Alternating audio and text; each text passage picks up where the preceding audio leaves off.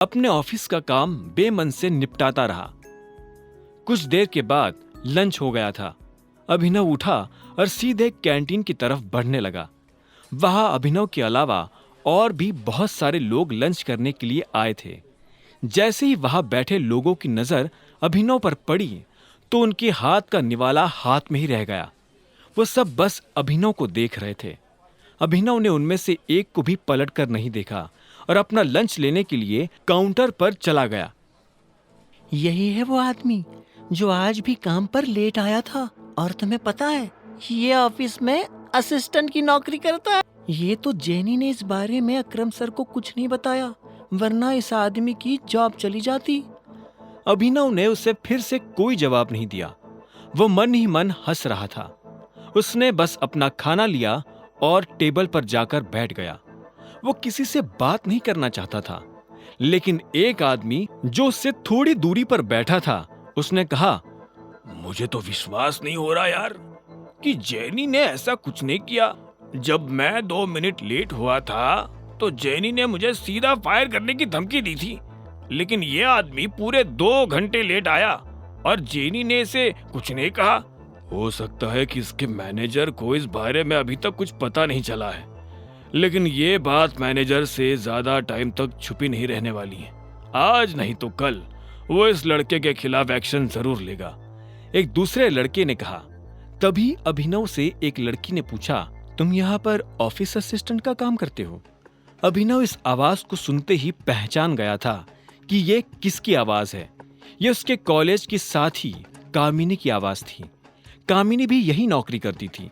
कामिनी अभिनव के सामने आकर बैठी और बोली, अगर तुम इतनी छोटी सी नौकरी करते हो तो उस दिन तुमने रियूनियन पार्टी में इतना मोटा बिल कैसे चुकाया था?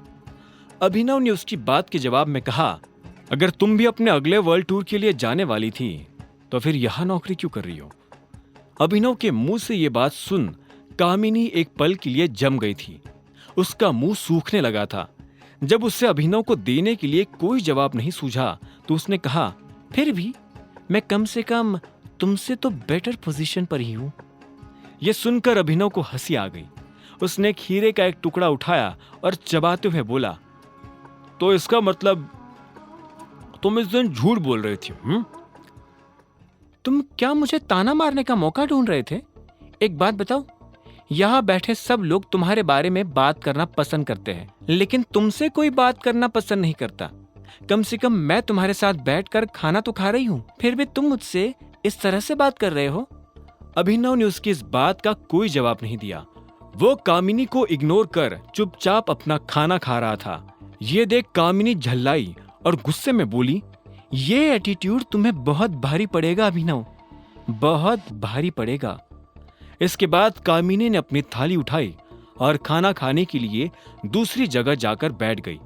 अभिनव को कामिनी के जाने से कोई फर्क नहीं पड़ा। वो फिर से अपने ऑफिस आया और उसने बाकी का काम खत्म करना शुरू कर दिया। तभी अभिनव के फोन पर मैसेज आया।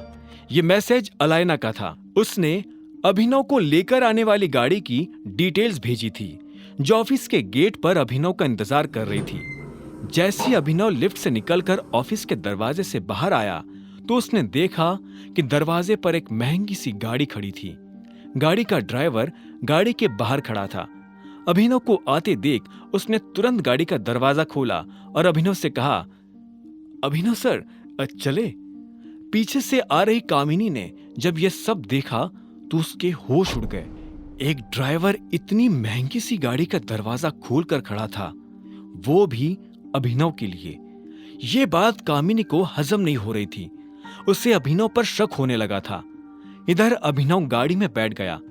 अचानक से उसकी नजर कामिनी के चेहरे पर पड़ी। उसका मुंह खुला का खुला था और वो बस अभिनव को देखती जा रही थी। इतने में ड्राइवर ने अभिनव से पूछा, सर म्यूजिक ऑन कर सकता हूं? अभिनव ने हाँ में सिर हिलाया और बोला, लेकिन हम लोग जा कहाँ रहे हैं? अलायनास पैराडाइज, ड्राइवर ने कहा।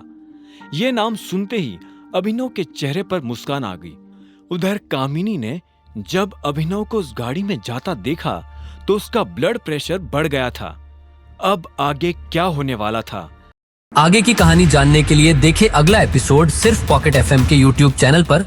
और द रिटर्न ऑफ टाइगर के सारे एपिसोड्स को सुनने के लिए डिस्क्रिप्शन में दी लिंक से डाउनलोड करें पॉकेट FM ऐप।